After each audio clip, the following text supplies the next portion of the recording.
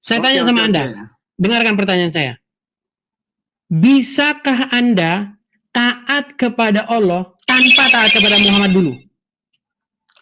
Nah, jadi yang pertama-pertama itu kan Allah memerintahkan untuk mengimani Rasul. Bang, pertanyaan saya bukan itu loh. Bisakah Anda taat kepada Bang? Dengarkan saya, Bang. Itu sudah duluan. Bang, makanya saya bilang yang Anda taati itu Muhammad, Bang. Allah itu hanya bayang-bayang, bayang-bayangnya Muhammad. Sekarang saya tanya, siapa yang ditaati di depan? Allah atau Muhammad? Aduh, padahal sudah kita jelaskan loh. Bang, pertanyaan saya sederhana, Bang. Siapa yang ditaati di depan? Allah atau Muhammad? Ditaati di depan bagaimana maksudnya ini, Dis? Ini ada Allah, ada Muhammad. Ya. Ya kan? Saya tanya, bagaimana cara taat kepada Allah kalau nggak taat kepada Muhammad duluan? Itulah Anda menggambarkan dengan gambaran lain kan, itu kan sudah lain konsepnya. Gimana, Bang? Bang, Muhammad mengatakan begini, barang siapa yang taat kepada saya, maka dia taat kepada Allah, betul? Ya, terus? Nah, berarti yang ditaati di depan siapa? Udah kita bilang tadi. Makanya Bang, intinya Bang, sebenarnya Allah itu nggak ada Bang, yang ada itu Muhammad. Allah itu ujung-ujungnya Bang, Allah itu ujung-ujungnya hanya bayang-bayang. Yang Anda taati itu Muhammadnya Bang. Coba, bisa nggak Anda taat sama Allah tanpa taat sama Muhammad dulu? Coba. Makanya Edis coba dengar dulu, pahami dulu ya. Makanya Bang, Anda belum dalam Bang. Ujung-ujungnya ini loh Bang nih. Bang, ujung-ujungnya ini Bang. Tuhankanlah Yesus Bang. Jangan tuhankan Muhammad. Oke, ini kita bahas Yesus Edis ya. Iya, jangan tuhankan Muhammad Bang. Ini kita bahas dulu lagi kepada sebentar, gini Bang. Ya, gini Bang. Ya. Mau nggak abang jangan menuhankan Muhammad tapi tuhankan Yesus saja. Dari judulnya saja kan itu kan mana ada agama yang menuhankan Muhammad dan menuhankan Yesus kan belum ada agama yang Anda menuhankan Muhammad dengan cara menyerahkan kepatuhan dan ketundukan penuh kepada seorang manusia yang bernama Muhammad. Edis saja buat judul kan, kedua-duanya nggak ada itu loh. Ada agama yang menuhankan Yesus Edis. Coba buktikan secara data dulu Edis. Kristen, saya menuhankan Yesus. Makanya saya tanya dulu, Anda ngerti nggak definisi? Sebentar ya, Anda tahu nggak arti menuhankan Yesus? Atau nggak Bang definisi menuhankan Yesus? Masuk agama Kristen kan? Ini kita bukan bicara agamanya, bicara judul repot nih kalau udah kayak begini nih diskusi.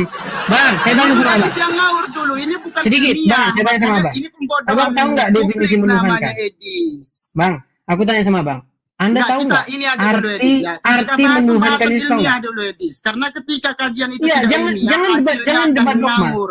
Saya tidak mau debat dogma, saya tidak mau debat yang kajian bersifat dogmatis ataupun iman. Karena kita saya mau kita diskusi dengan Bang. Saya mau kita diskusi yang ilmiah. Itu tidak dikaji dengan ilmiah, maka makanya saya tanya sama Abang.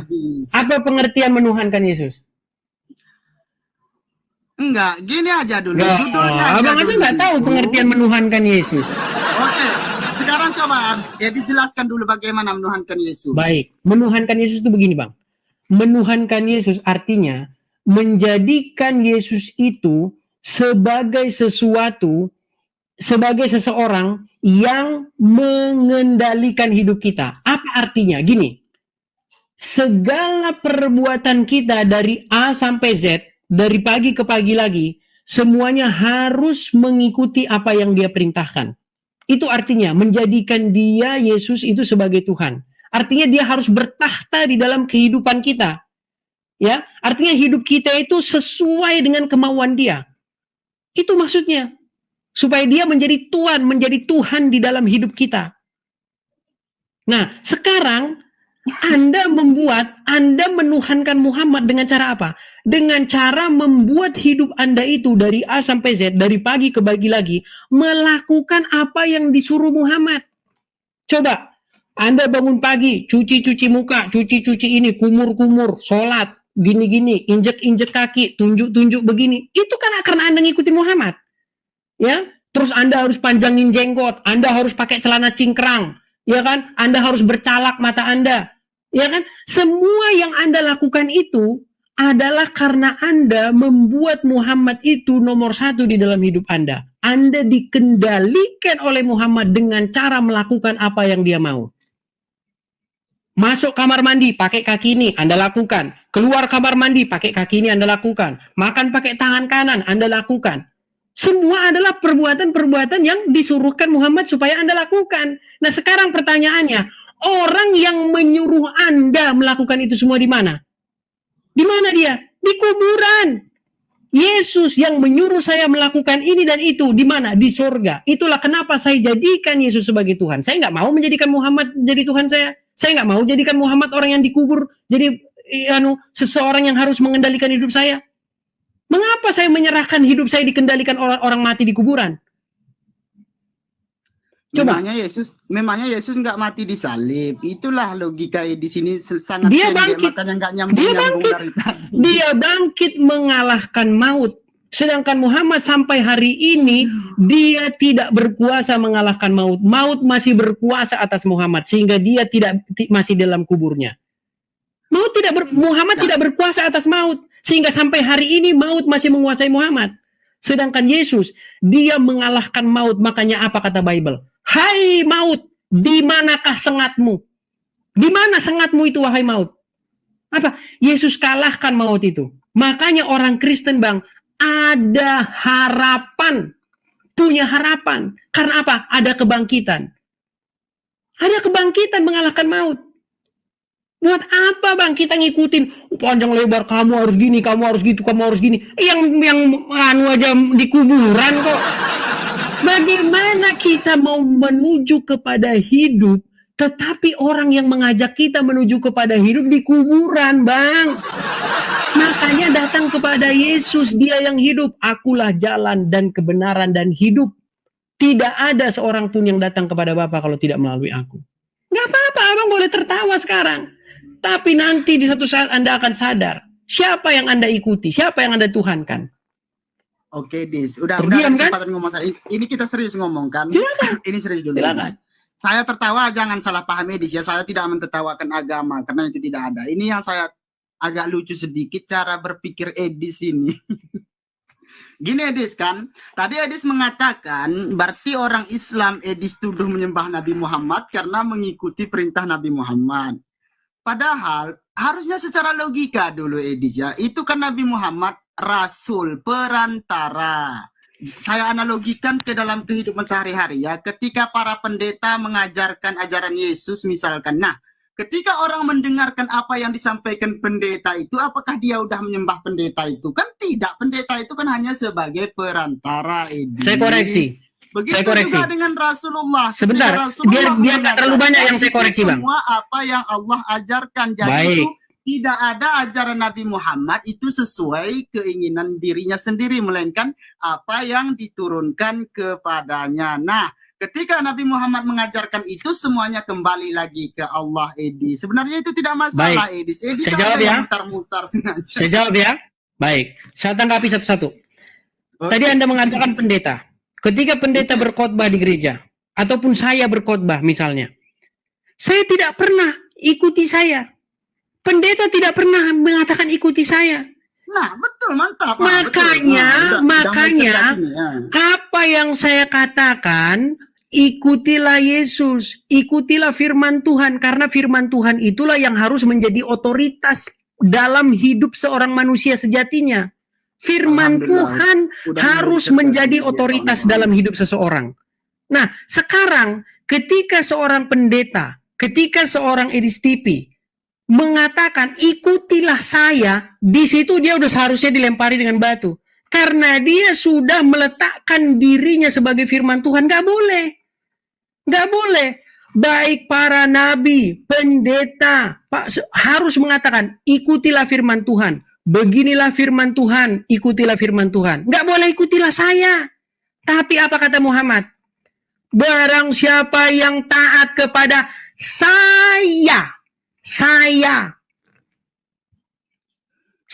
dikatakan Muhammad. Nggak ada Muhammad mengatakan barang siapa yang taat kepada firman Allah. Nggak ada Muhammad bilang begitu. Barang siapa yang taat kepada saya, maka sesungguhnya dia telah taat kepada Allah. Itulah. Makanya saya bilang, sebenarnya Tuhan Anda itu Muhammad. Cuman Anda nggak sadar. Masalahnya Anda nggak sadar. Lanjut, tidak masalah. Kita dengar dulu. Nah, sekarang yang kedua, kembali lagi ke masalah saya yang pertama tadi. Kita lihat ini, yang ngomong ini ada di mana? Yang ngomong ini. Yang mengajarkan jalan kepada surga, jalan kepada hidup yang kekal, ya, jalan kepada hidup yang abadi itu, ada di mana sekarang? Banyak guru-guru, banyak orang-orang bijak, cerdik, pandai. Semuanya mengajarkan tentang jalan kepada hidup. Di mana semua? Di kuburan, semuanya di kuburan. Makanya gak layak diikuti, karena status dia itu bukan firman Tuhan. Status dia itu hanya manusia biasa, statusnya bukan firman Tuhan. Tetapi Yesus, dia adalah firman Tuhan. Kalimatnya, firmannya yang nuzul ke dunia menjadi manusia. Itulah kenapa kedudukan Yesus. Yesus mengatakan, barang siapa yang melihat aku, ia telah melihat dia yang mengutus aku. Jadi Yesus bukan Tuhan lain. Yesus adalah Tuhan yang datang daripada Tuhan, yang datang daripada Bapa. Ya, Yesus adalah Allah yang datang daripada Allah. Dalam rupa manusia, dalam rupa daging yang sama seperti kita. Yang merasakan penderitaan sama seperti kita. Merasakan lapar, merasakan sakit, merasakan haus, sama seperti kita. Makanya dia yang harus diikuti, ditaati, dipatuhi apa katanya. Makanya Yesus tidak pernah memerintahkan kau boleh berdusta dalam 3 hal. Ya, kau boleh ambil istri sekian banyak. Ya kan? Coba beda jauh ajaran Muhammad sama Yesus. Coba, Muhammad mengizinkan boleh orang Islam berdusta dalam 3 perkara. Iya, seorang Muhammad mengajari orang Islam berdusta dalam 3 perkara. Adakah Yesus mengajari orang manusia berdusta? Tidak ada. Yang Yesus katakan apa? Ya katakan iya, tidak katakan tidak. Apa yang lebih daripada itu berasal dari si jahat? Adakah dusta dalam mulut Yesus? Tidak ada. Bahkan dalam Quran Anda dikatakan di sana, innama ana rasulul li'ahaba laki gulaman zakiyan. Sesungguhnya saya ini adalah seorang rasul yang memberikan kepadamu seorang anak laki-laki yang suci. Suci dikatakan, tidak bercacat celah. Saya tidak sedang menggunakan Quran untuk membela saya, tidak. Tapi setidaknya Anda percayakan Al-Quran itu? Dikatakan suci. Adakah Muhammad seorang yang suci? Bahkan dia kena sihir di dalam hadis. Menurut surat An-Nahl ayat 99.